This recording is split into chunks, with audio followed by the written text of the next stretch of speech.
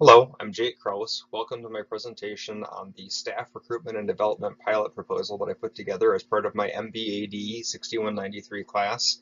Uh, I wrote this as the General Manager of the Peters Township Store for Heartland Restaurant Group, so it's a little bit near and dear to what I do every day. Why did I try and come up with the pilot? Right now, we've been growing really rapidly and getting more customers, but the key to getting yet more customers would be a stronger team so that we can continue the growth.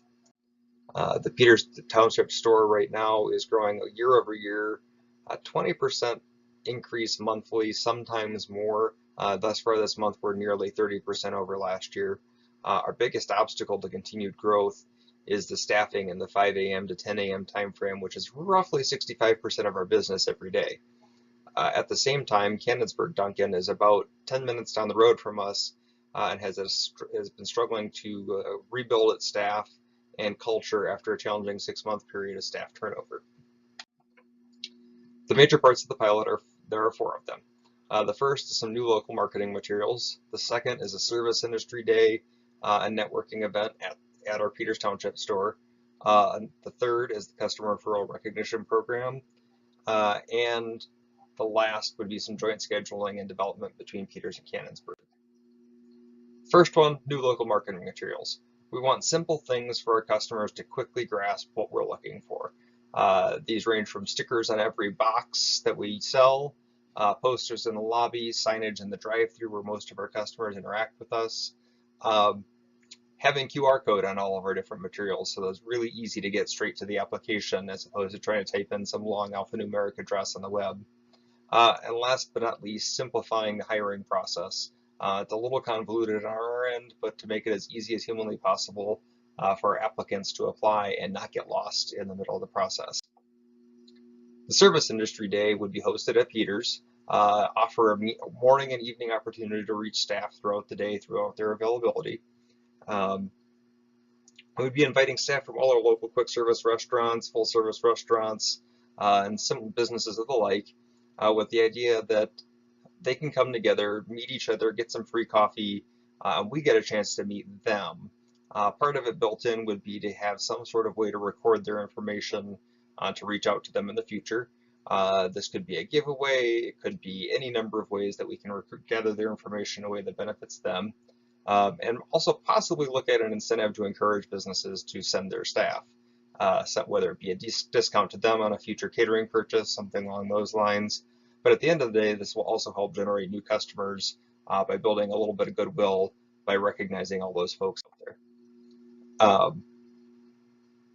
Customer referrals is another easy way, hopefully, to find some additional staff. Our customers know our business well. They are our business. And our regulars really know what happens day in and day out. Most of them know us by face. Most of them know the challenges that we face when it comes to making sure we provide the best, fastest service we can. So if we can ask them to refer potential staff and recognize them for doing so, that might be a great way to find some new people.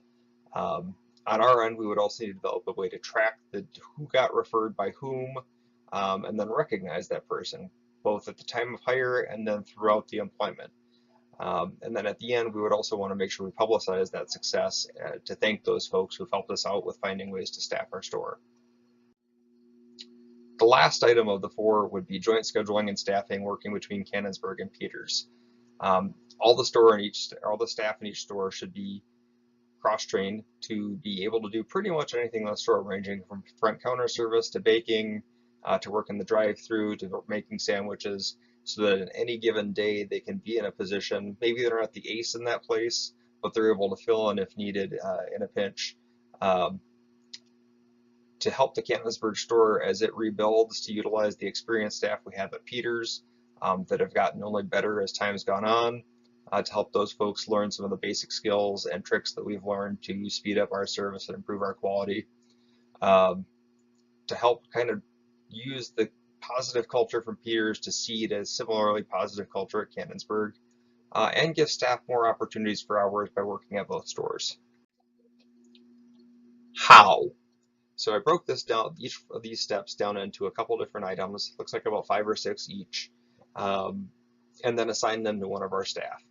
In this case, there are 3 staff that we have involved: myself as the general manager, Joe, my assistant general manager, and Phil, the area manager that I report to.